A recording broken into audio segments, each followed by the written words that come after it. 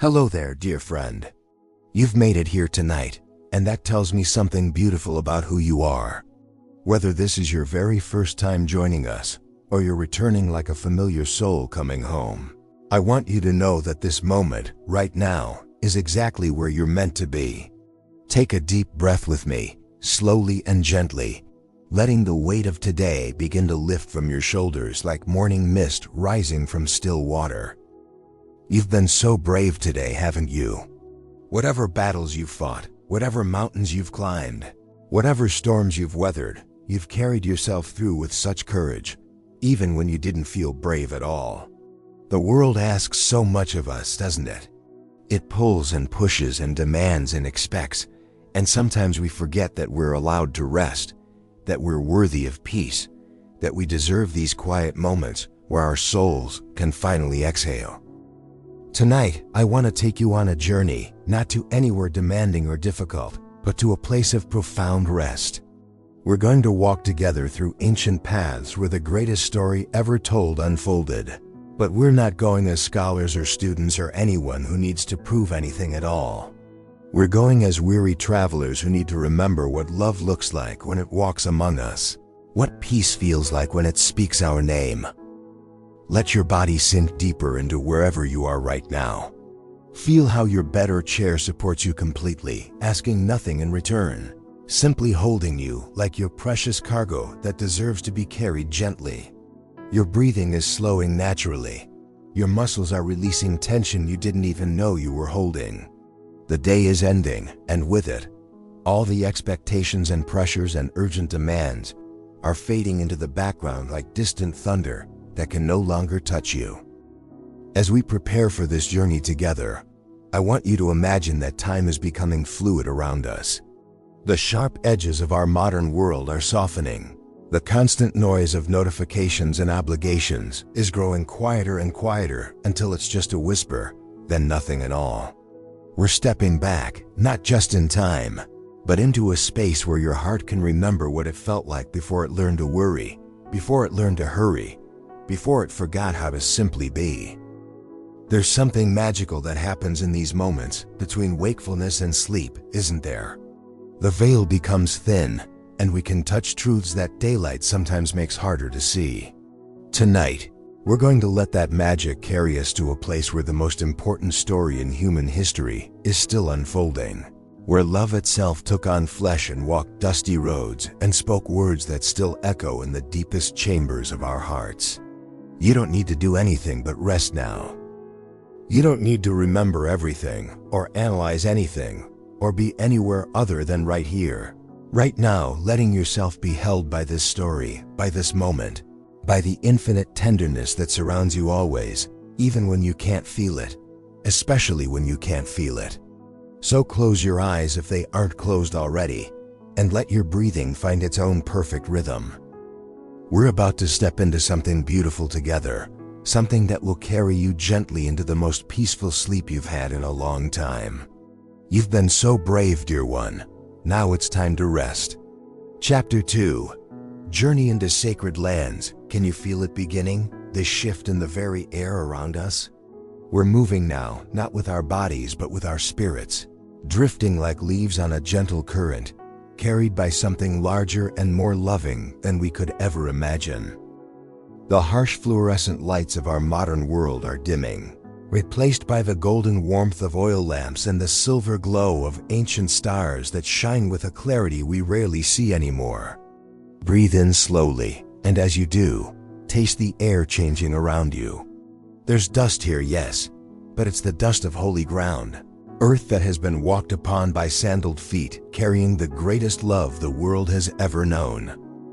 There's the scent of olive groves heavy with fruit, their twisted branches reaching toward heaven like prayers made manifest. Wild herbs grow along the pathways, releasing their fragrance when brushed by passing robes, and somewhere in the distance, you can hear the gentle bleating of sheep being led home as evening falls. This is the land where heaven touched earth so gently that most people didn't even notice at first.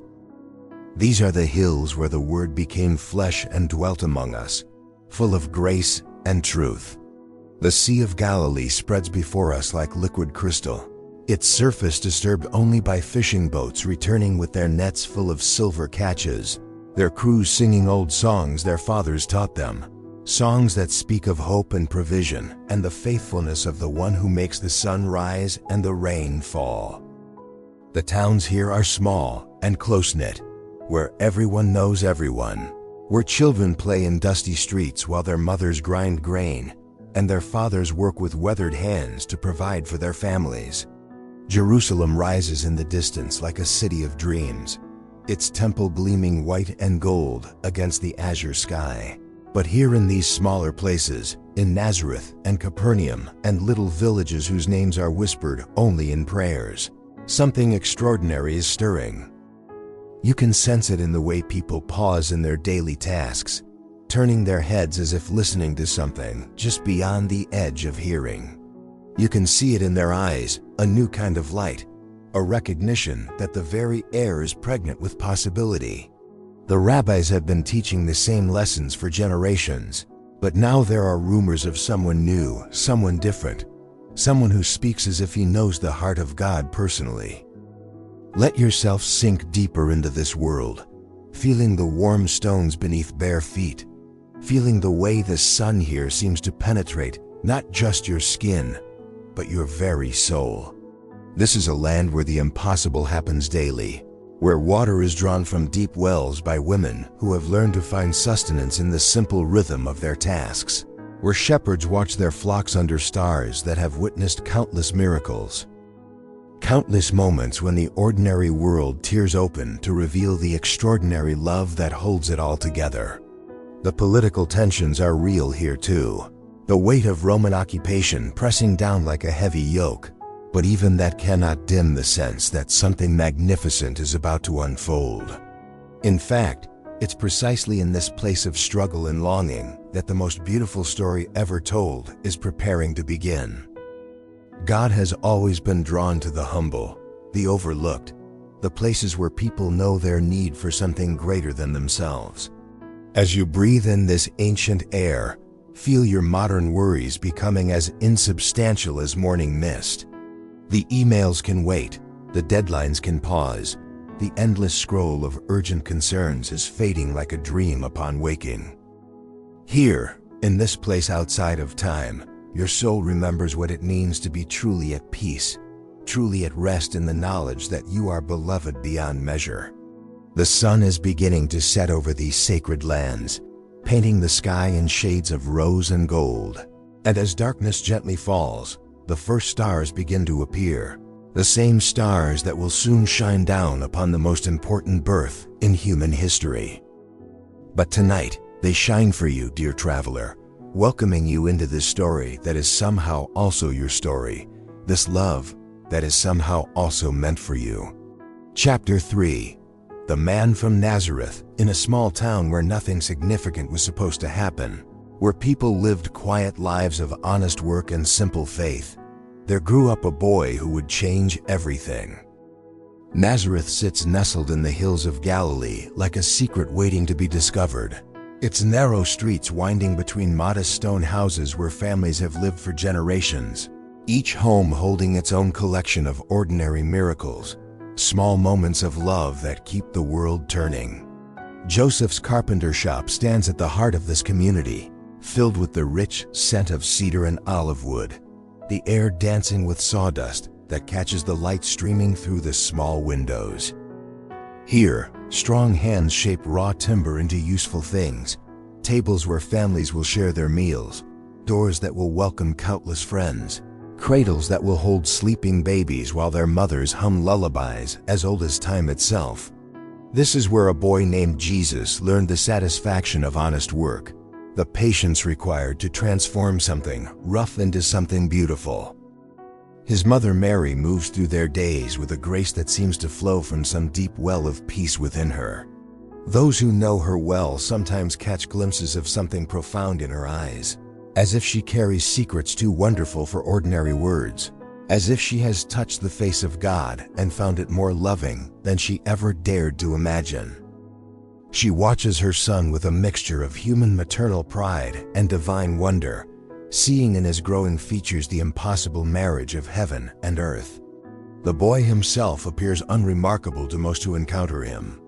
He plays with other children in the dusty streets, helps his father in the workshop, studies the sacred scrolls with the same earnest attention as his peers. But there's something different, something that reveals itself in moments when he thinks no one is watching. The way he treats the forgotten elderly woman who sits by the well, the gentleness with which he handles injured birds, the questions he asks that make the religious teachers pause and consider, truths they thought they had already mastered.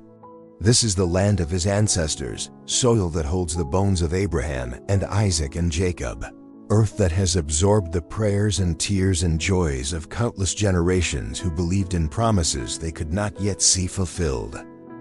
Every Sabbath in the synagogue, the ancient words roll forth like thunder and honey combined, telling stories of God's faithfulness, God's chosen people, God's coming kingdom.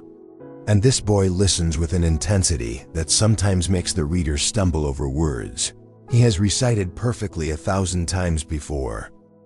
The Roman occupation presses down on everyone here like an unwelcome weight. Soldiers marching through streets that should be filled only with the sounds of children laughing and merchants calling out their wares. Tax collectors squeeze families until they can barely afford their daily bread.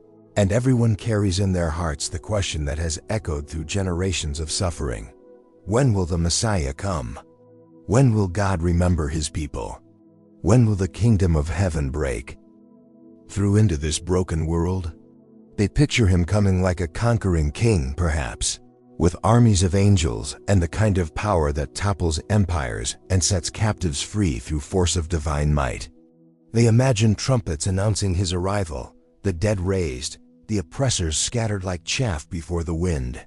They dream of vindication and victory, of finally being the ones who stand triumphant while their enemies bow low in defeat.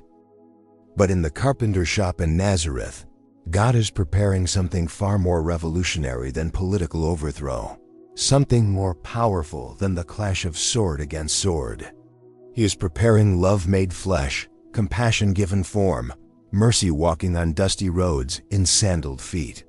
The kingdom of heaven will indeed break through into this broken world, but it will come wrapped in such humility, such gentleness, such unexpected beauty that many will miss it entirely.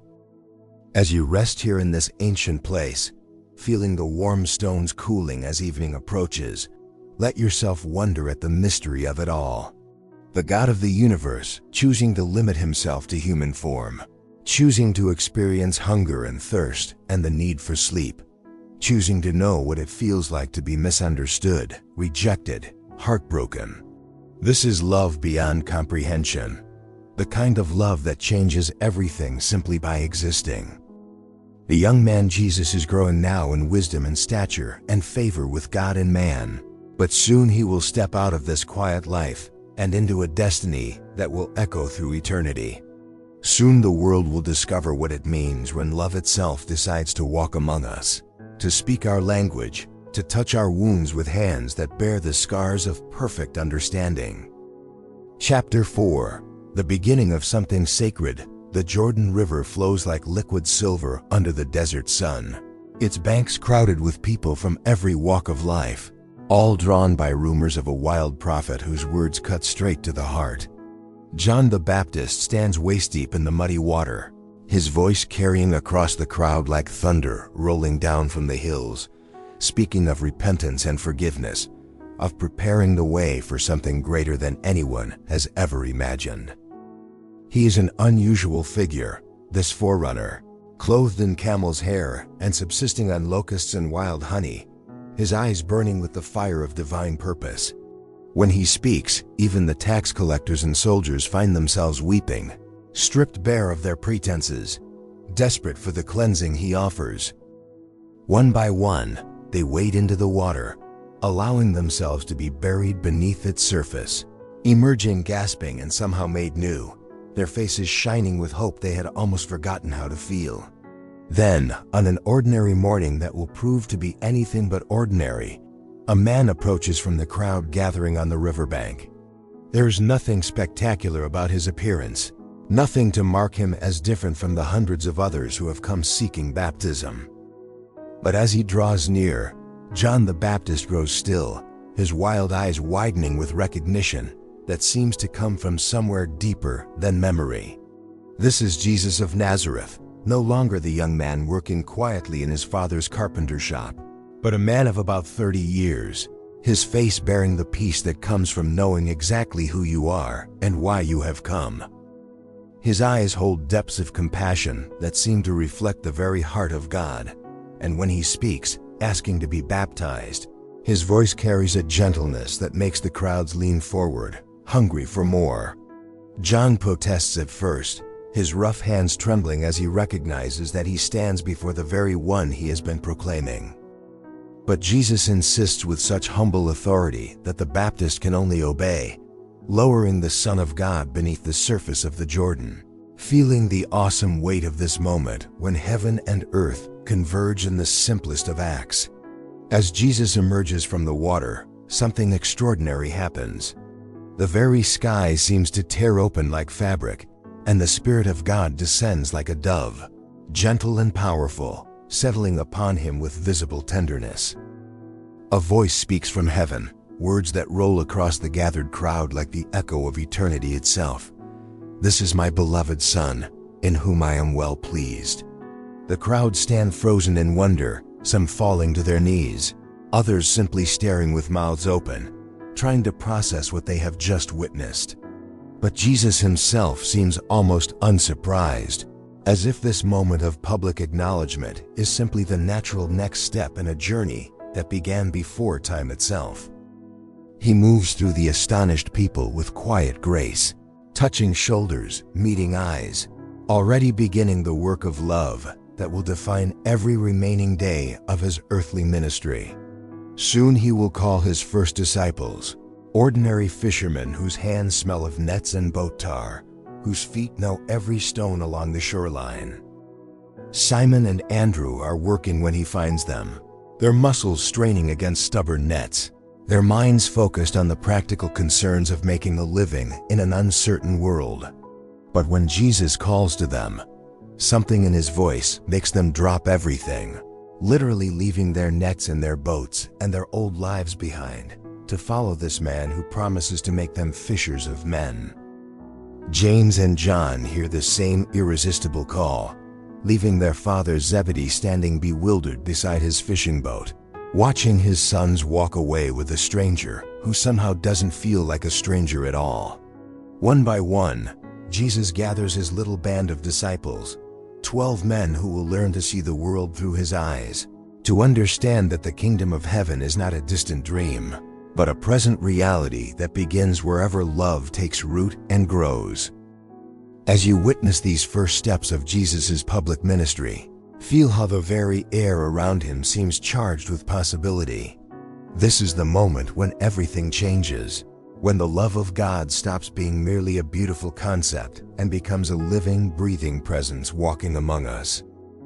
These disciples don't know yet what they're signing up for, don't understand that following Jesus will require them to lose their lives in order to find them, but they know enough to recognize that they are in the presence of something sacred, something worth abandoning everything else to pursue. Let yourself rest in the wonder of these beginnings, dear friend. Feel how your own heart responds to this call to leave behind the nets of worry and fear, the boats of old patterns and limiting beliefs, and step into the adventure of following love wherever it leads. You too are beloved, you too are called, you too are invited into this sacred story that transforms everything it touches. Chapter 5. Words that changed everything on a hillside overlooking the Sea of Galilee, where wildflowers carpet the slopes and the morning air carries the sweet scent of new grass. Jesus sits surrounded by faces eager for hope. They have followed him here from their villages and towns, these ordinary people whose hearts hunger for something more than the endless cycle of work and worry, taxes and troubles that define their daily existence. They settle on the ground around him like children gathering for their favorite story, and when he begins to speak, even the wind seems to pause to listen. His voice carries easily across the crowd, warm and clear as spring water, beginning with words that turn their understanding of the world upside down and inside out. "Blessed are the poor in spirit," he says, and immediately those who feel empty and broken sit up straighter, recognizing themselves in his description. "For theirs is the kingdom of heaven." This is not the message they expected from someone who claims to speak for God. This is revolutionary kindness, divine attention focused on those the world considers least important. He continues, each phrase falling like gentle rain on parched ground, blessing the mourners and the meek, those who hunger for righteousness, and those who show mercy to others. With every word, he is dismantling centuries of religious assumptions, revealing a God who values tenderness over triumph, humility over dominance, peacemaking over conquest. The crowd listens in wonder, feeling something shift inside their chests, some long-held tension beginning to release as they realize they have been loved all along in ways they never understood. When Jesus speaks of loving your enemies, of blessing those who curse you, of turning the other cheek when struck, gasps ripple through the gathering. This goes against everything they have been taught about justice and self-protection, everything that seems reasonable in a world where might makes right and the strong prey upon the weak. But something in his tone, some quality of authority that comes not from external power but from internal truth, makes them lean in closer, hungry to understand how such impossible love could actually work. He tells them about worry, how it accomplishes nothing but robs them of the peace that is their birthright. "Look at the birds of the air," he says, gesturing toward the sparrows that dart and play overhead without a care in the world. "They neither sow nor reap nor gather into barns, yet their heavenly Father feeds them. Are you not of more value than they?" The question hangs in the air like incense, penetrating deep into hearts that have forgotten they are precious, that they matter, that they are seen and known and cherished by the one who created them. "Consider the lily of the field," he continues, his eyes moving lovingly over their upturned faces. "They neither toil nor spin, yet Solomon in all his glory was not arrayed like one of these. If God so clothes the grass of the field, which today is and tomorrow is thrown into the oven, will he not much more clothe you, O you of little faith?" The words wash over them like a blessing, like a promise, like a lullaby sung by the voice of love itself. "Seek first the kingdom of God and his righteousness," he tells them, "and all these other things will be added to you." This is the secret, the key to life abundant, the path to peace that passes understanding. Not the frantic accumulation of possessions or status or security, but the simple, radical act of trusting that they are held by hands that are both infinitely powerful and infinitely tender. As the day wears on, Jesus continues teaching, unpacking parable after parable, each story a small door opening onto vast rooms of truth. He speaks of builders wise enough to construct their houses on solid rock, of merchants who sell everything to obtain pearls of great price, of mustard seeds that contain within their tiny shells the potential for magnificent trees. Every illustration draws from their daily experience, yet points toward realities that transcend anything they have ever imagined.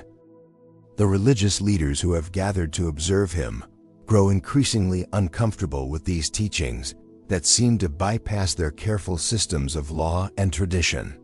But the common people drink in his words like water in the desert, feeling their souls expand to accommodate truths too beautiful to be contained by their old categories of thought. Children press closer to him throughout the day, somehow sensing that this man welcomes them in ways that other adults rarely do. As evening approaches and the crowds begin to disperse, many linger, reluctant to return to their ordinary lives after tasting something so extraordinary. They walk home in small groups, discussing what they have heard, trying to piece together the implications of teachings that promise to revolutionize everything they thought they knew about God, about themselves, about what it means to be truly alive. And as you rest here with them, feeling the gentle evening breeze carry the echo of those revolutionary words, let yourself be transformed by this same radical love. You too are blessed, you too are valuable beyond measure, You too are invited to lay down the burden of worry and step into the abundant life that has been waiting for you all along. Chapter 6. Miracles of Compassion.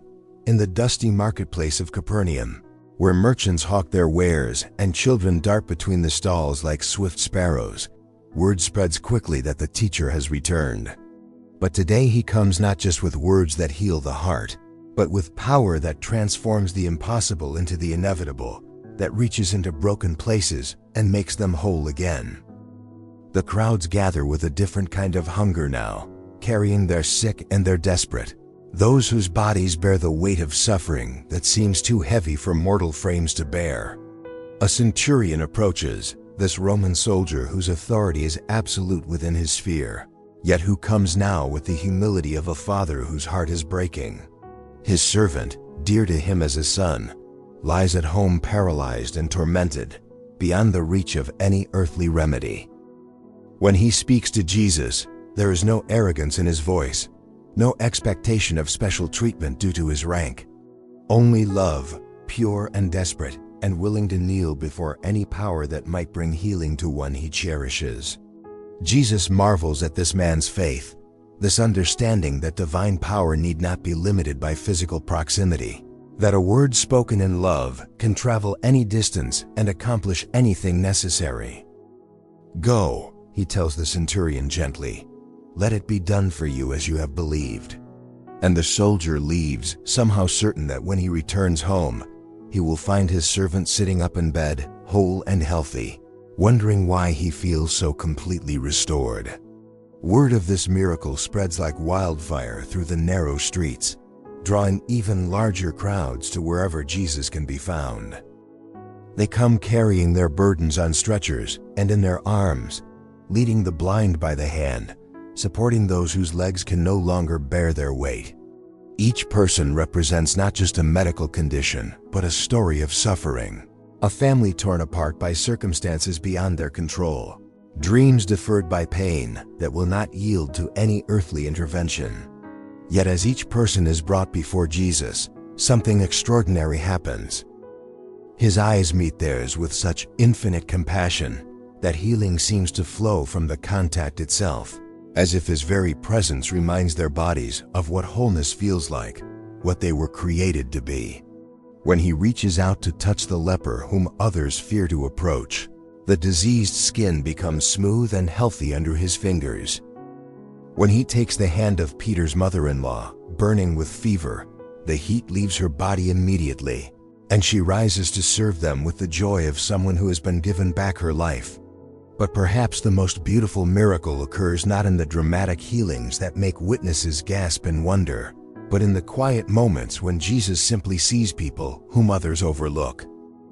The woman caught in adultery, dragged before him by those eager to use her shame as a weapon, finds herself looked upon not with condemnation, but with such profound understanding that she discovers she is still capable of beginning again. The children who are shooed away by adults too busy for their interruptions find themselves welcomed into his arms, blessed and treasured as if they are the most important people in the world. When evening comes and Jesus withdraws to a quiet place to pray, the crowds remain, many choosing to spend the night in the open air rather than risk missing another encounter with this love that heals everything it touches. They share their food with one another, strangers becoming friends as they recount what they have witnessed, what they have experienced, what they hardly dare to believe even as the evidence of transformation walks among them. A woman who has suffered for 12 years with an issue of blood that no physician can cure pushes through the crowd, desperate enough to risk everything for just one touch of his garment. She has spent all her money on treatments that only made her worse, has been isolated from her community by religious laws that declare her unclean, has almost forgotten what it feels like to hope.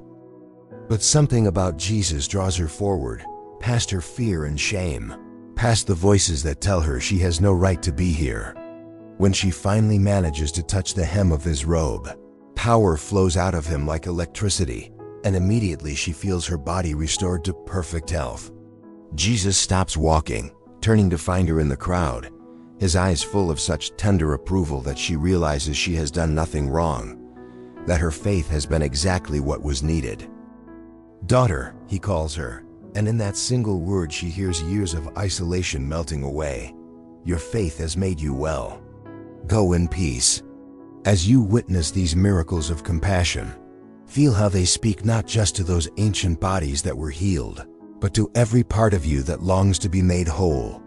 Jesus sees your hidden wounds, your secret pain, your deepest need for restoration, and he approaches with the same infinite tenderness he showed to everyone who came to him seeking healing. You too are his beloved. You too are worthy of his touch. You too can go in peace, knowing that love itself has noticed your suffering and called it enough. Chapter 7. Walking among the people in the early morning light. When dew still clings to the grass and the air carries the promise of another day filled with possibility, Jesus walks the familiar paths between villages, never in a hurry, always present to whoever needs his attention. This is how love moves through the world. They are learning, not with fanfare and drama, but with the quiet consistency of sunrise, the gentle persistence of growth, the faithful rhythm of breathing that sustains all life. He stops at wells where women come to draw water, entering into conversations that reveal he knows their stories better than they know themselves. The Samaritan woman, coming alone in the heat of the day to avoid the judgmental stares of her neighbors, finds herself discussing theology and truth with this Jewish teacher, who shows no trace of the prejudice she has learned to expect. When he offers her living water that will satisfy her deepest thirst, she recognizes that he is speaking not just about physical refreshment, but about the soul-deep satisfaction that comes from being truly known and truly loved. Children sense his approachability from great distances, breaking away from their games to run toward him with the pure delight that only the young can express so freely. Their parents call after them apologetically, assuming that this important teacher has no time for such interruptions. But Jesus welcomes the small ones with a joy that matches their own. He lifts them in his arms, listens to their chatter about birds and flowers and dreams, blesses them with the kind of attention that makes them feel important and valued and seen. When his disciples try to manage the crowds, to create appropriate barriers between their master and the press of humanity that surrounds him everywhere he goes, Jesus gently redirects their protective instincts. "Let the children come to me," he tells them, "for of such is the kingdom of heaven. Unless you become like little children, you will never enter the kingdom of heaven." And watching him with these small ones, the disciples begin to understand that greatness in God's economy is measured not by power over others, but by the capacity to receive and give love without calculation. The tax collectors and sinners, those whom polite society has written off as irredeemable, find themselves inexplicably drawn to this man who treats them as if they still possess dignity worth preserving. Zacchaeus, despised for his collaboration with the Roman occupiers, climbs a tree just to catch a glimpse of Jesus passing by, never expecting to be noticed, much less called down and honored with a request for hospitality. Yet Jesus sees him, calls him by name, invites himself to dinner, and in doing so communicates that no one is beyond the reach of grace. Matthew the tax collector receives an even more shocking invitation, called away from his booth where he counts coins and calculates percentages to follow this teacher who promises something infinitely more valuable than financial security. When Matthew throws a farewell party, inviting all his former colleagues and companions in questionable living, Jesus attends without hesitation, eating and drinking and laughing with people who have never experienced such acceptance from a religious figure. This scandalizes the Pharisees, who pride themselves on their careful separation from anything that might compromise their spiritual purity. But Jesus responds to their criticism with words that reveal the very heart of his mission. "Those who are well have no need of a physician, but those who are sick. I have not come to call the righteous, but sinners to repentance." His presence among the broken and the lost is not a compromise but a calling, not an accident but the very reason he has come. In the homes where he is welcomed, Extraordinary things happen, not because he performs miracles at every meal, but because love has a way of transforming ordinary moments into sacred encounters. Bread tastes better when it is broken and shared with gratitude. Conversation flows more freely when people feel safe to speak their truth. Laughter comes more easily when fear has been banished by acceptance. Hope grows stronger when it finds itself in the presence of someone who embodies everything it has been reaching toward. The women who follow him, providing for his ministry from their own resources, discover freedoms they never knew existed. Mary of Magdala, freed from the demons that once tormented her, becomes one of his most devoted disciples. Mary and Martha of Bethany open their home to him regularly, learning that some things are more important than perfect hospitality, that choosing to sit at the feet of love is always the better part. As you walk these ancient paths with Jesus, feeling the warmth of sun on your face and dust on your feet, notice how his presence changes everything without changing anything at all. The same streets, the same houses, the same people, yet somehow all of it is transformed by the simple fact that love has decided to dwell among us. This is the miracle of incarnation, not just that God became human, but that in becoming human, God reveals what humanity was always meant to be. Chapter 8. Fellow seekers of peace here in this sacred space between day and night. Between the stories we've shared and the dreams that await us, I want to pause with you for a moment of quiet reflection. We've walked together through these ancient paths, haven't we? We've watched love himself move among the people of first-century Palestine, healing the broken, welcoming the outcast, speaking words that still echo in the deepest chambers of our hearts. And perhaps, like those first disciples, we found ourselves changed by the encounter, our spirits somehow more at rest, our souls somehow more at home. You know, there's something beautiful about this community we've created here, this gathering of fellow seekers who come not to debate theology or prove points, but simply to rest in the presence of the greatest love story ever told. Whether this is your first journey with us, or you've been walking these paths for months or years, you belong here. Your heart, with all its questions and longings and tender places, belongs here.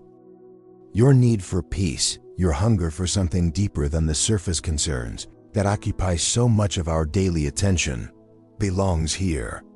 I've been thinking about how remarkable it is that we can share these moments across distance and time zones, how technology allows us to gather like pilgrims around a common fire, each of us bringing our own weariness, our own hope, our own need for the kind of rest that goes deeper than physical sleep. In our separate bedrooms and living rooms, on our phones and computers, we become part of something larger than ourselves, a community bound not by geography, but by the common recognition that our souls need this, need these stories, need this gentle reminder of who we really are and how deeply we are loved. If these journeys have brought you peace, if these stories have helped you sleep more deeply or wake more gently, if you've found in Jesus' words and actions some reflection of the love you've been searching for your whole life, I wonder if you might consider staying connected with our community. There's something powerful about knowing that others are walking this path alongside you, that when you subscribe to this channel, you're not just getting access to more sleep stories. You're joining a fellowship of fellow seekers who understand that sometimes the most radical thing we can do is rest, is allow ourselves to be held by a love bigger than our fears.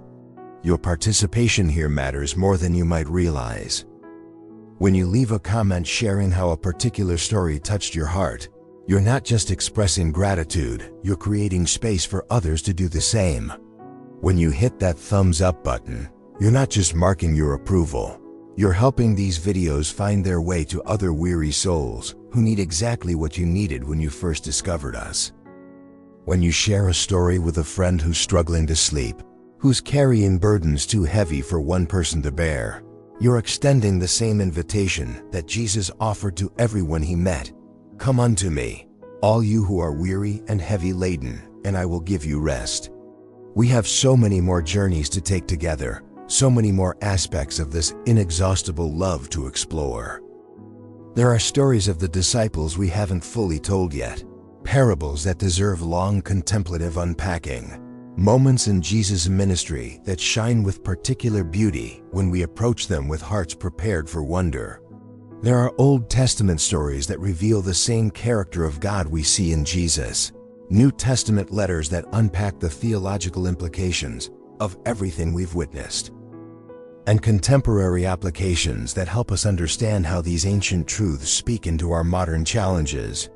But for now, in this moment, simply rest in the knowledge that you are part of something beautiful, something that transcends the boundaries of individual experience and connects us all in the recognition of our shared need for grace, for peace, for the kind of love that doesn't depend on our performance or perfection, but simply delights in our existence. The God who walked dusty roads 2,000 years ago is the same God who meets us in our bedrooms tonight, who whispers our names with the same tenderness he showed to every person who ever approached him seeking healing. So breathe deeply, beloved seeker, and let yourself sink even more fully into this sacred rest. The journey continues, both in sleep and in waking, and you are not walking it alone.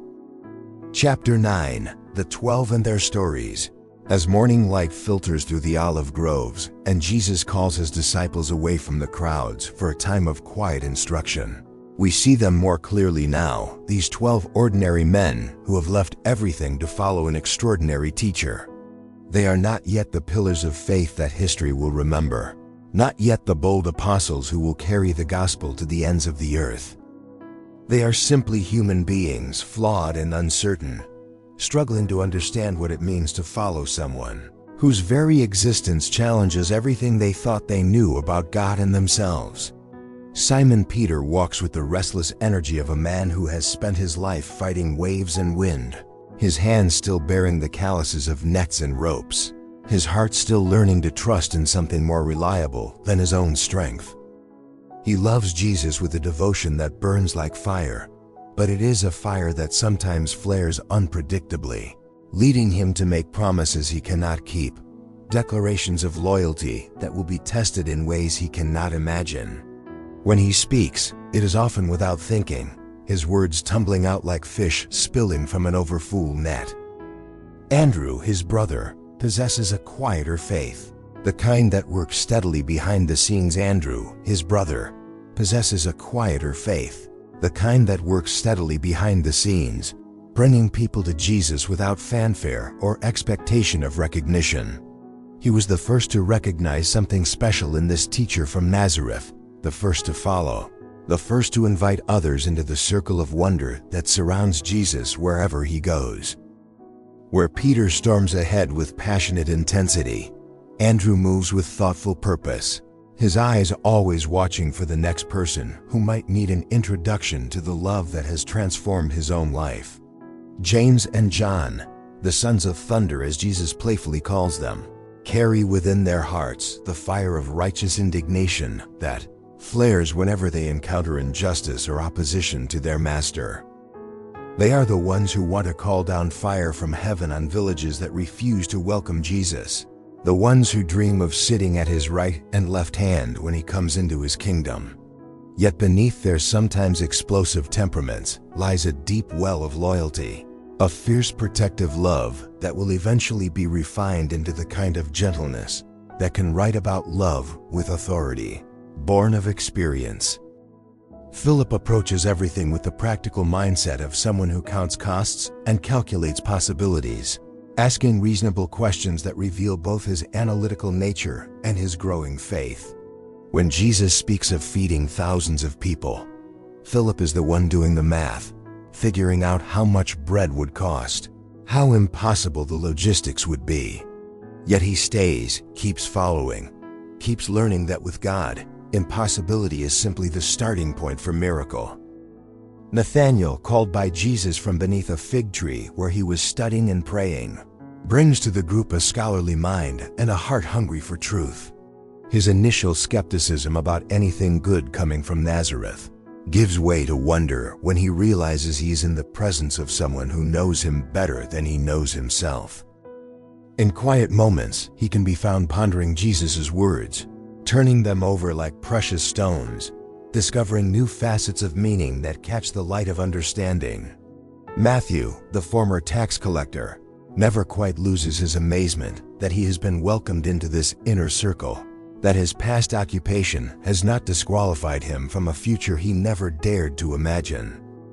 He watches everything with the careful eye of someone who has learned to observe human nature from behind a money changer's table, and what he sees in Jesus challenges every cynical assumption he ever made about human motivation. Here is power that does not corrupt, authority that serves rather than enslaves, love that transforms rather than manipulates. Thomas brings to their fellowship the gift of honest doubt, the willingness to voice the questions others might suppress, to seek evidence when others are content with faith alone. His skepticism is not the cynicism of one who refuses to believe, but the caution of one who has been disappointed before, who needs to touch and see and experience truth for himself. Jesus never rebukes him for this need, never shames him for requiring proof, but patiently provides exactly what Thomas needs to move from doubt to faith to worship. The other disciples, Simon the Zealot, James the son of Alphaeus, Thaddeus, and Judas Iscariot, each bring their own stories, their own struggles, their own gradual transformation as they learn what it means to be students of incarnate love. They argue sometimes about who will be greatest in the kingdom, reveal their prejudices and petty jealousies, misunderstand Jesus' mission in ways that make him sigh with patient affection. They are, in other words, remarkably like us, these first followers, carrying within themselves the same mixture of noble aspiration and human frailty that characterizes everyone who attempts to follow Jesus. In the evenings when they gather around small fires to share their simple meals, Jesus teaches them through stories and conversations that penetrate deep into their hearts. He shows them how to pray, not with elaborate religious language, but with the simplicity of children talking to a loving Father. He explains that true greatness lies in service, that leadership means washing feet, that the kingdom of heaven belongs to those who become like little children. Sometimes they understand, and their faces shine with the joy of revelation. Sometimes they look at each other in confusion, wondering how this gentle teacher plans to overthrow the Roman Empire or establish the kind of kingdom their hearts long to see. But always they stay. Always they choose to keep walking with him, drawn by something they cannot fully articulate, but cannot bring themselves to abandon. As you rest here with these first disciples, feeling the warmth of their fire and the depth of their devotion, recognize that you too are learning what it means to follow Jesus. You too are discovering that discipleship is less about having all the answers and more about being willing to trust the one who does. Like them, you are beloved, chosen, called into an adventure that will transform you in ways you cannot yet imagine. Chapter 10. Opposition and persecution in the cool shadows of the temple courts, where merchants count their profits from selling sacrificial animals and money changers calculate exchange rates that favor the house. A different kind of storm is brewing.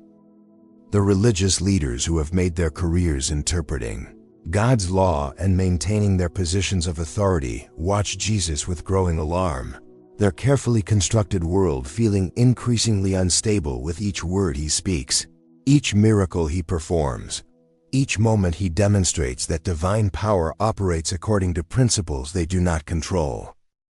The Pharisees, devoted to preserving the purity of their faith through meticulous observance of religious law, find themselves confronted by someone who claims that the Sabbath was made for man, not man for the Sabbath.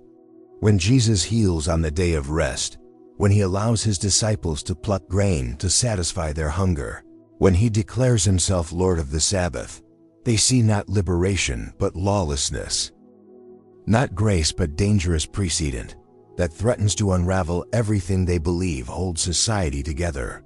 The Sadducees, who have built their influence on maintaining good relationships with Roman authorities and denying the possibility of resurrection, watch with growing concern as this carpenter's son speaks constantly of eternal life, of heavenly kingdoms, of realities that extend far beyond the political and material concerns that occupy their attention.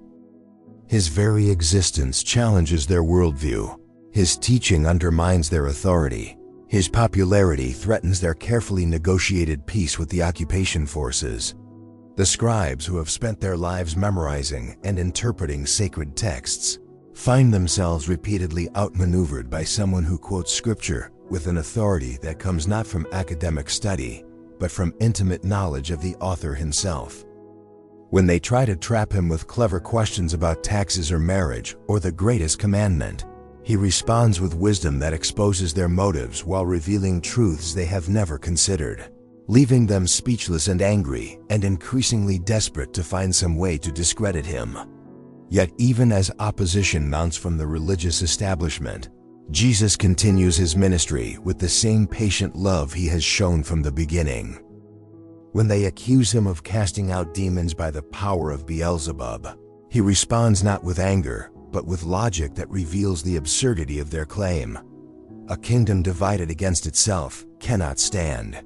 When they criticize him for eating with tax collectors and sinners, he tells them parables about lost sheep and lost coins and lost sons that reveal God's heart for the very people they have written off as beyond redemption.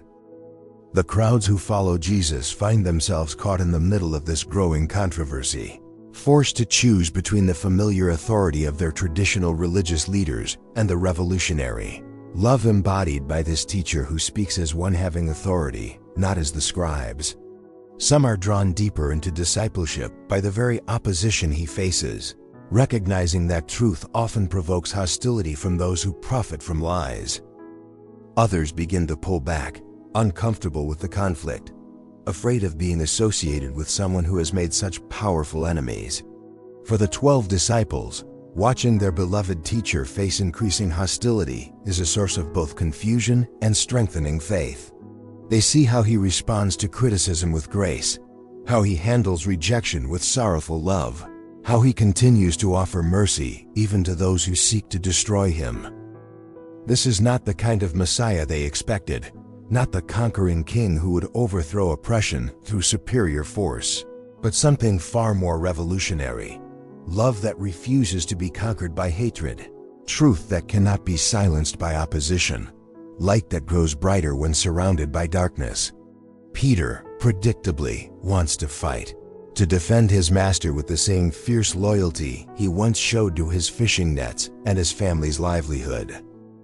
James and John echo his sentiment, still eager to call down fire from heaven on anyone who opposes Jesus.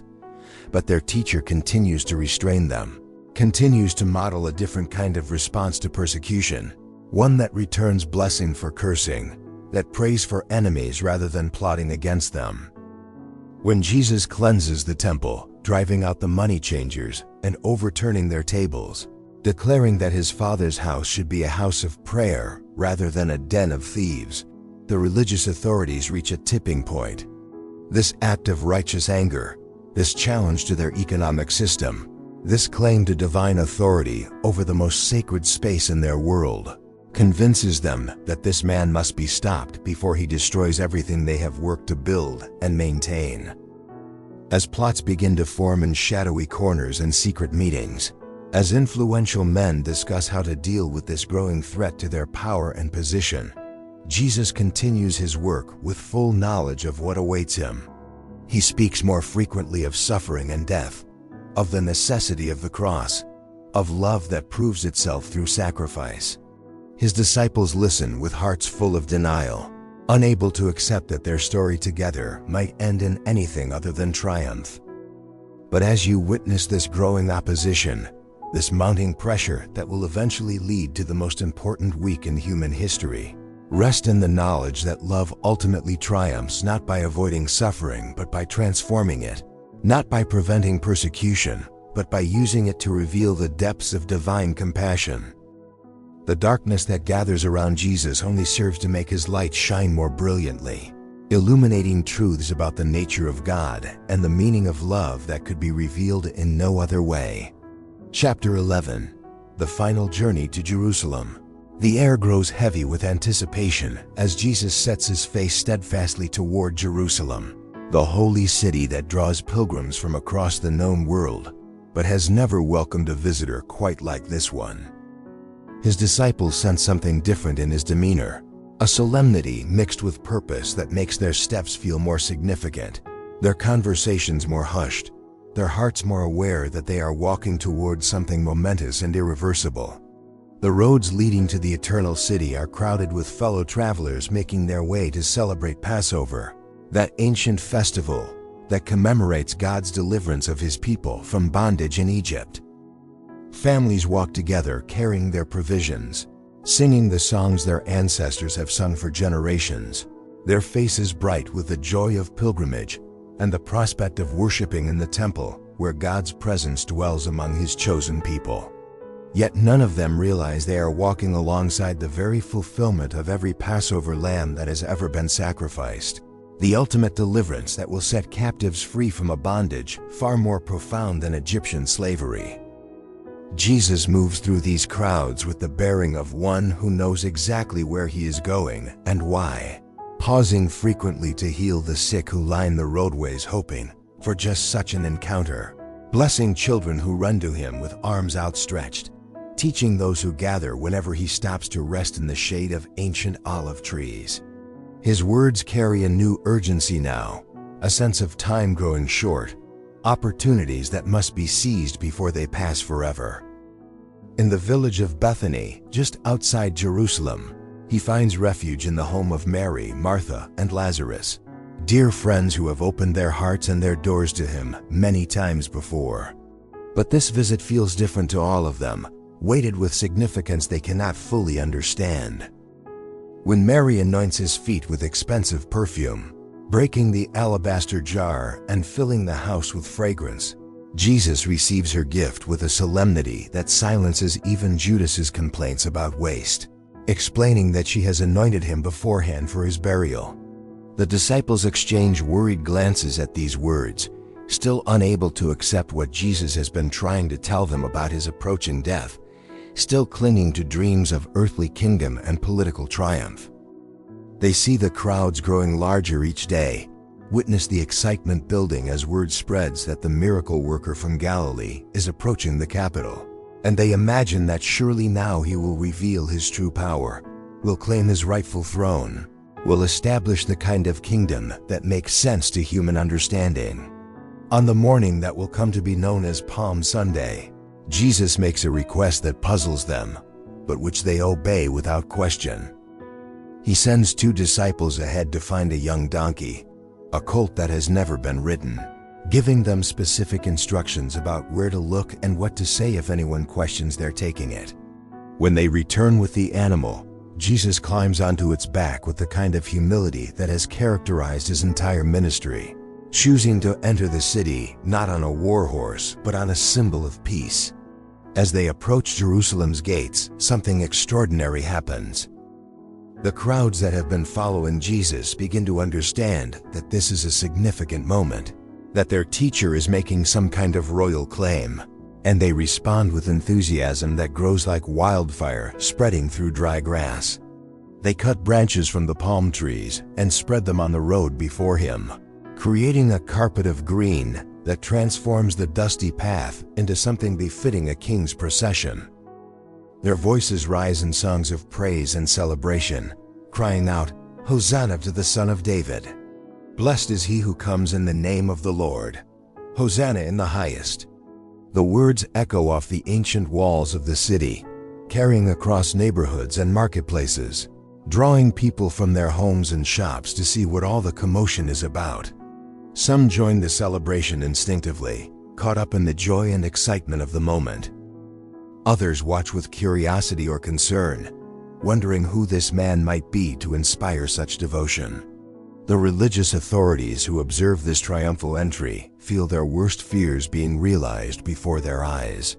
Here is someone accepting the kind of adoration that should be reserved for God alone, claiming the kind of royal prerogatives that could bring down Roman wrath upon their entire nation, stirring up the people in ways that threaten the fragile peace they have worked so hard to maintain. They push through the crowds, demanding that Jesus rebuke his followers, that he put an end to this dangerous display of messianic enthusiasm. But Jesus responds with words that reveal the cosmic significance of this moment. I tell you, if these were silent, the very stones would cry out. This is not human emotion run wild, but creation itself recognizing its creator, the universe responding to the presence of its king, love incarnate finally claiming the throne that has always been his by right. As the procession moves through the city gates and up toward the temple, Jesus suddenly stops, and those walking near him are startled to see tears flowing down his face.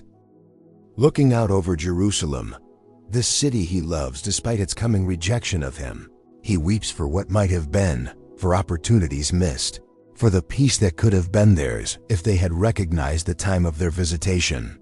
Rest here in this moment of triumph tinged with sorrow, dear friend, and feel how even in his greatest earthly glory, Jesus' heart breaks for those who cannot see the love that surrounds them. His tears over Jerusalem are tears over every heart that remains closed to grace, every life that chooses darkness over light, every soul that rejects the very salvation it desperately needs. Chapter 12.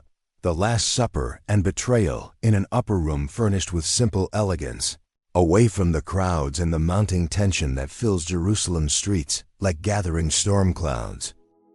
Jesus prepares to share one final meal with the 12 men who have walked beside him through 3 years of ministry, miracle, and growing understanding. The Passover lamb has been prepared according to ancient custom. The unleavened bread waits to be broken.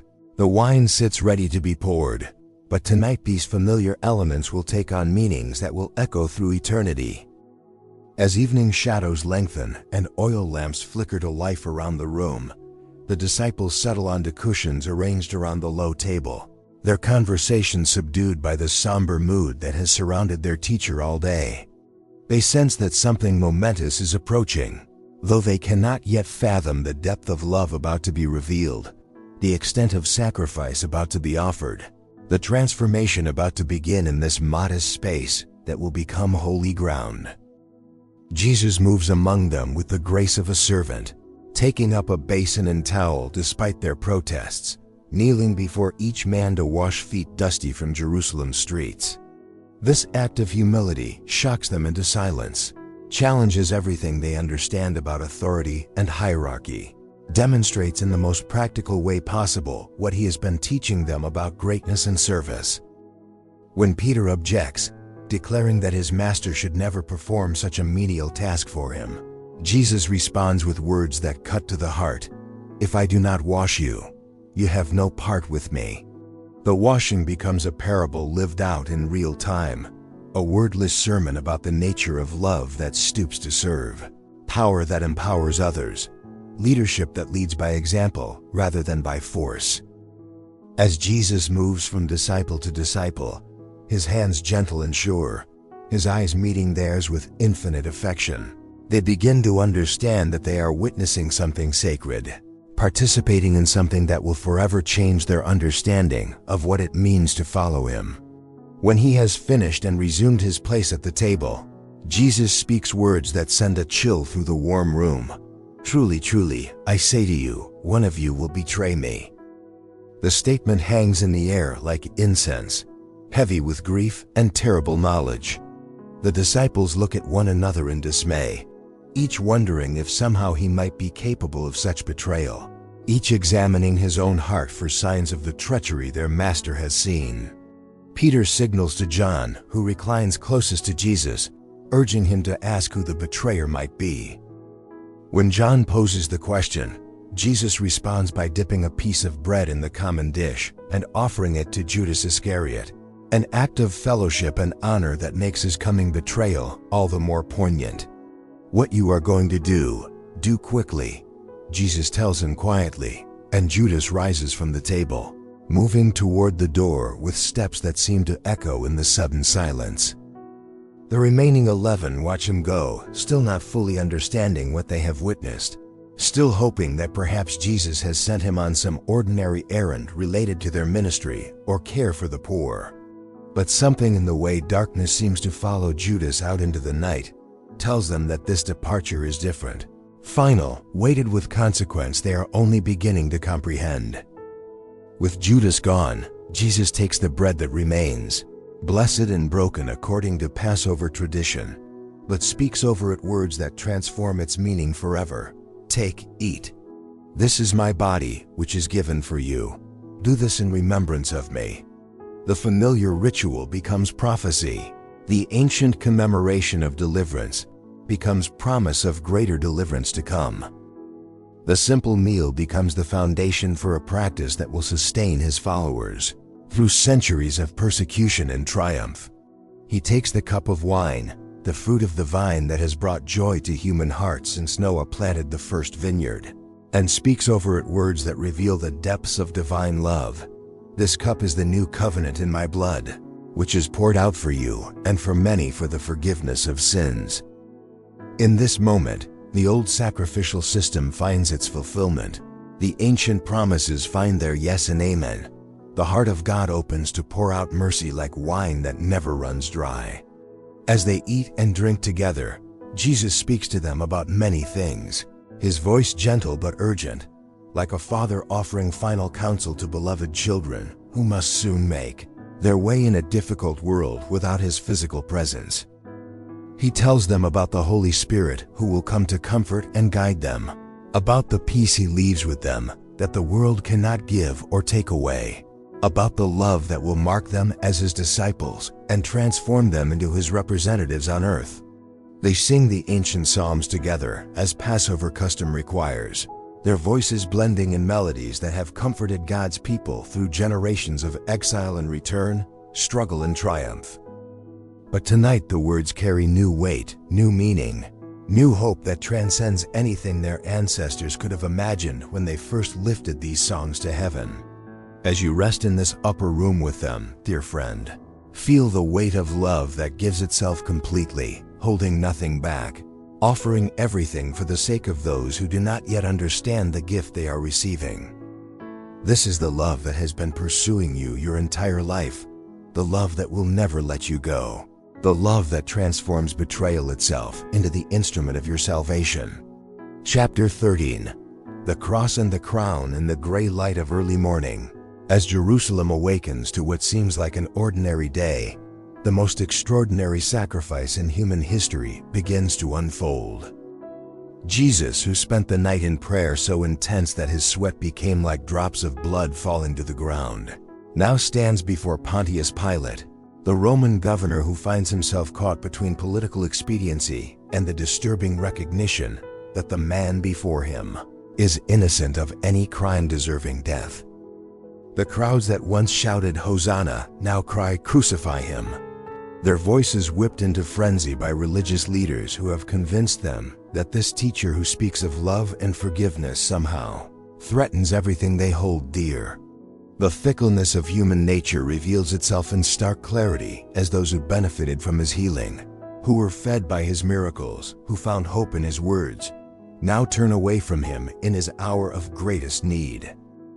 Pilate, that complex figure of history who possesses the power to set Jesus free, but lacks the courage to do what he knows is right, attempts several times to release this prisoner who clearly poses no threat to Roman authority. But political pressure and fear of riot finally overcome his better judgment, and he delivers Jesus to the soldiers for the cruel death that awaits those who are crucified outside the city walls. The Roman soldiers, accustomed to the routine brutality of execution, but perhaps sensing something different about this particular prisoner, dress him in a purple robe and place a crown of thorns upon his head, creating a mockery of royalty that somehow becomes the truest expression of divine kingship the world has ever seen. They kneel before him in false worship, spitting and striking him, never knowing that they are in the presence of the very one who created them, who loves them, who will soon die for their forgiveness. The cross itself, that instrument of torture designed to maximize suffering and humiliation, becomes the throne from which love conquers hatred, life defeats death, and hope triumphs over despair. As Jesus carries the wooden beam through the streets of Jerusalem, stumbling under its weight, the crowds that gather to watch this grisly spectacle include many who weep for him, women who mourn as if they have lost their own son, Children who sense that something terrible and important is happening, though they cannot understand what. Simon of Cyrene, pulled from the crowd to help carry the cross when Jesus can no longer bear its weight alone, finds himself participating in the most significant journey in human history, his strong back sharing the burden of the salvation of the world.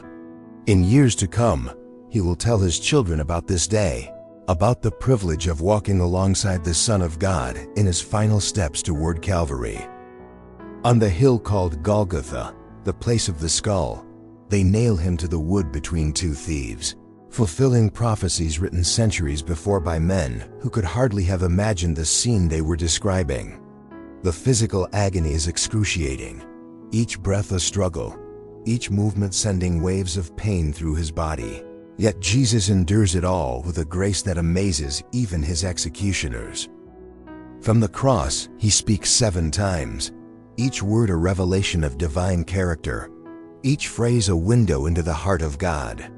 Father, forgive them, for they know not what they do. He prays for his enemies, for the soldiers who cast lots for his clothing, for the crowds who mock his suffering, for everyone whose sin has contributed to this moment. This is love beyond human comprehension, mercy that extends even to those who are causing the very pain they celebrate. To the thief who asks to be remembered when Jesus comes into his kingdom, he offers immediate assurance. Today, you will be with me in paradise. Even in his agony, he remains focused on others, offering hope to the hopeless, salvation to the lost, life to the dying. The criminal who deserves death receives the promise of eternal life, proving that it is never too late to turn to the God who specializes in last-minute miracles. When he sees his mother standing at the foot of the cross with John, the beloved disciple, Jesus makes provision for her care. "Woman, behold your son," he says to Mary, then to John, "Behold your mother." Even in his dying moments, he remembers the practical needs of those he loves, ensuring that his earthly family will be cared for when he is no longer physically present to provide for them. As darkness covers the land from noon until 3 o'clock, as if creation itself cannot bear to witness this scene, Jesus cries out in words that echo Psalm 22, my God, why have you forsaken me?" In this moment, he tastes the separation from his Father that our sin deserves, experiences the hell that should have been ours, bears the weight of every wrong ever committed or ever to be committed in human history. When it is finished, when the price has been fully paid, when justice and mercy have met and kissed at the cross, Jesus speaks his final words with the voice of one who has accomplished his mission. "Father, into your hands I commit my spirit." With that, he breathes his last, and the temple veil tears from top to bottom, symbolizing that the way into God's presence has been opened forever. As you witness this ultimate expression of love, dear friend, rest in the knowledge that every drop of blood shed was shed for you. Every wound received was received for your healing. Every moment of agony was endured so that you might know the joy of forgiveness. This is how much you are loved. This is the length to which God was willing to go to bring you home. This is the cross that bridges the gap between your heart and his. Chapter 14. The promise fulfilled in the silence of the tomb, where the body of Jesus lies wrapped in burial cloths and surrounded by the spices that Mary Magdalene and the other women had hastily prepared before the Sabbath began. Something beyond human understanding is taking place. This is not the sleep of exhaustion or the stillness of defeat, but the sacred pause between the end of one age and the beginning of another, the holy hush that precedes the most important dawn in the history of the world. Mary Magdalene rises while it is still dark on the first day of the week, her heart heavy with grief but her hands busy with love, carrying additional spices to complete the burial preparations that were interrupted by the approaching Sabbath. She moves through the pre-dawn darkness with the determined step of someone who has one last act of devotion to perform for the teacher who changed her life, freed her from torment, gave her back her dignity and hope. As she approaches the garden tomb, something stops her in her tracks. the massive stone that had been rolled across the entrance, sealed by Roman authority and guarded by soldiers, who understood that their lives depended on keeping this particular grave secure, has been moved aside as if it weighed nothing at all. The tomb stands open, not like a violation but like an invitation, not like destruction, but like revelation. Her first thought is theft, her first fear that somehow enemies have stolen the body to prevent his followers from creating a shrine to his memory. She runs to find Peter and John, her words tumbling over each other in her urgency. They have taken the Lord out of the tomb, and we do not know where they have laid him. The two disciples race back with her, John outrunning Peter but hesitating at the entrance, as if sensing that they are about to step into a mystery too great for easy understanding. Peter, characteristically bold, rushes into the tomb first and stops short at what he sees. The burial cloths lie exactly where Jesus' body had been, not unwound or disturbed, but collapsed in on themselves as if the body had simply passed through them, leaving them behind like an empty cocoon after a butterfly has emerged. The face cloth that had covered his head lies folded separately, placed with care that speaks of intentionality, of someone who was in no hurry, who had all the time in the world to tidy up after the greatest miracle ever performed. John enters and sees the same evidence, and Scripture tells us that he saw and believed, though they still did not understand from Scripture that Jesus must rise from the dead.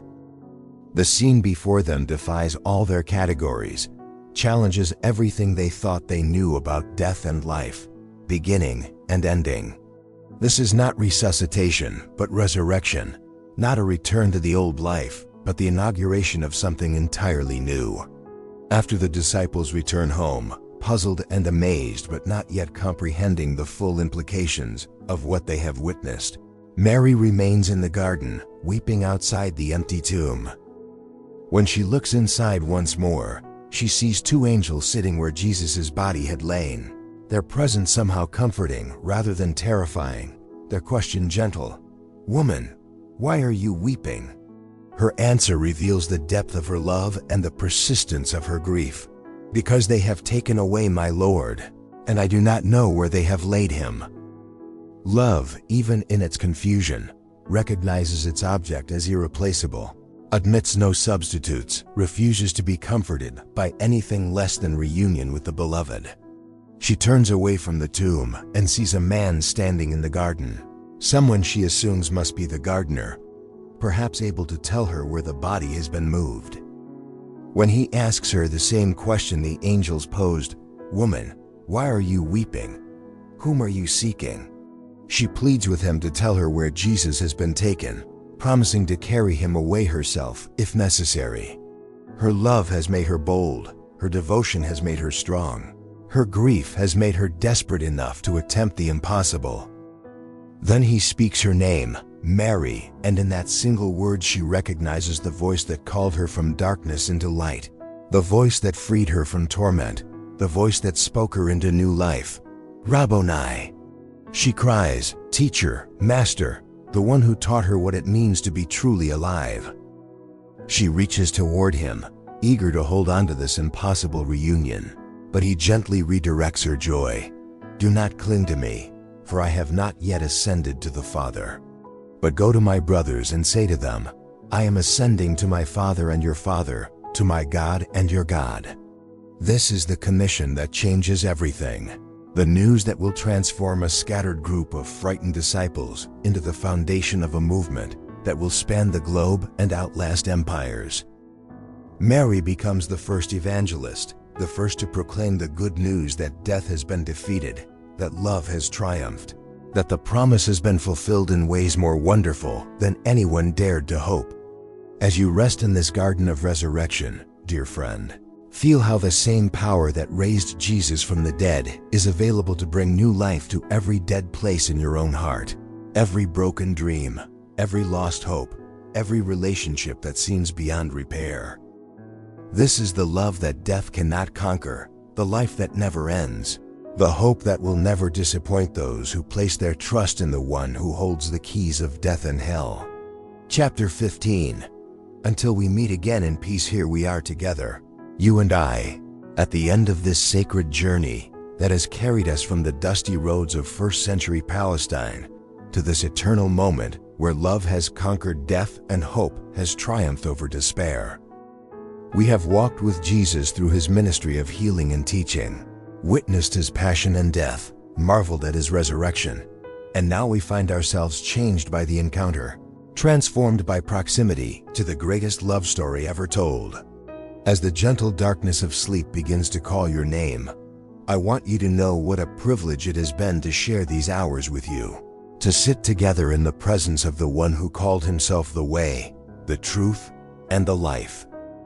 Whether this is your first time hearing these stories or you have carried them in your heart for years, tonight they have worked their quiet magic once again, reminding us all of who we really are and how deeply we are loved.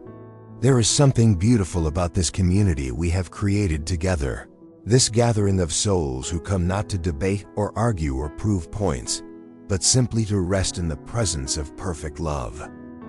In our separate rooms, scattered across the globe, we have become part of something larger than ourselves, connected by the recognition that our hearts need this, need these reminders, need this gentle assurance that we are not alone in the universe, that we matter, that we are seen and known and cherished beyond our ability to comprehend.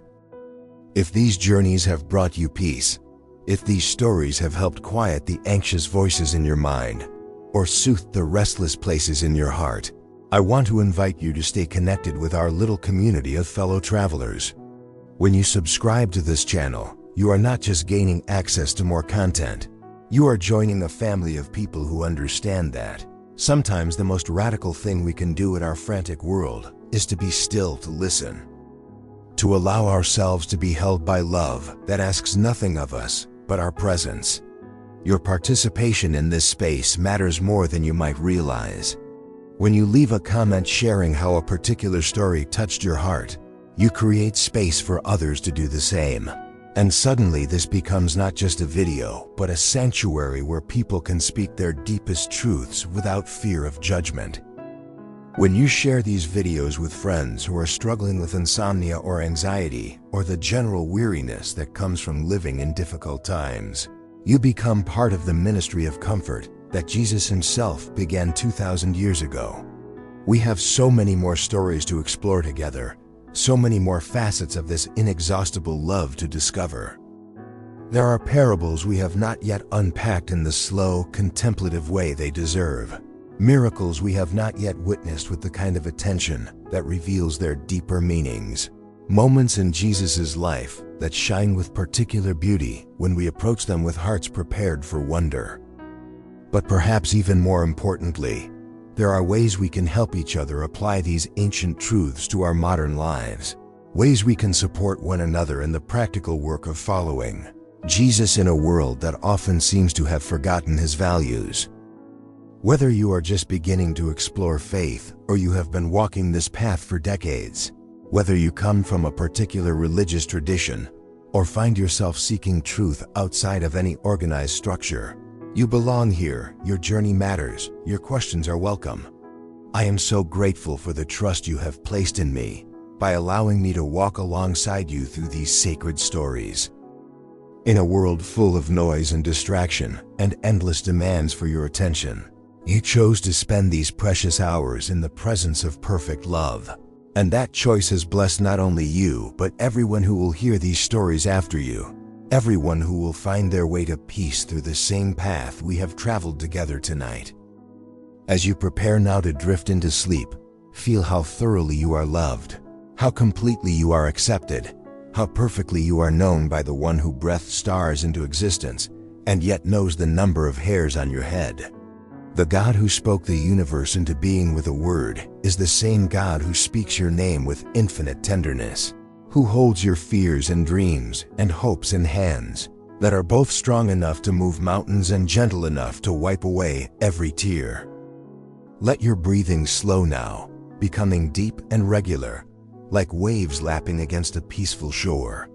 Feel your muscles releasing all the tension they have carried, your mind releasing all the worries that seemed so urgent just hours ago. You are safe here, held by love that never sleeps, watched over by the one who promised never to leave you or forsake you. Surrounded by the same presence that filled that upper room when Jesus appeared to his frightened disciples and spoke the words that still echo in hearts that need them. Peace be with you. Sleep now, beloved friend, and know that when you wake, you will rise into a world where resurrection is possible, where love always gets the last word, where every ending is actually a new beginning in disguise. Until we meet again in this sacred space, until we gather once more to explore the depths of divine love, may your dreams be filled with the peace that passes understanding. May your rest be deep and restorative, and may you wake tomorrow with the quiet confidence that comes from knowing you are beloved beyond measure. The same Jesus who walked those dusty roads, who healed the broken and welcomed the outcast, who died for love and rose in triumph, walks with you still. In your waking hours and in your sleeping ones, in your moments of joy and in your seasons of struggle, in your times of clarity and in your periods of confusion, he is there, closer than your own breath, more constant than your heartbeat, more faithful than the sunrise that will greet you when this peaceful night gives way to morning. And so, with hearts full of gratitude for this time we have shared, with souls refreshed by proximity to perfect love, with minds at peace in the knowledge that we are held by hands that will never let us go, we release ourselves into the gentle embrace of sleep. The stories we have shared will continue their quiet work in the depths of our hearts, planting seeds of hope that will bloom in unexpected moments, nurturing the kind of faith that can move mountains and the kind of love that can heal the world. Rest well, dear traveler. You have been so brave, walking through another day with all its challenges and uncertainties, carrying burdens that sometimes feel too heavy for human shoulders to bear. But tonight, you can lay those burdens down, knowing that they will be held by someone infinitely stronger and more capable than yourself. Tonight, you can simply be beloved, simply be cherished, simply be at peace. Sweet dreams, precious friend. Until we meet again in the presence of love himself, may you sleep in perfect peace, knowing that you are exactly where you belong, exactly who you were created to be, exactly as loved as the heart of God is capable of loving. And that, as we have learned together tonight, is more than enough to carry us safely home.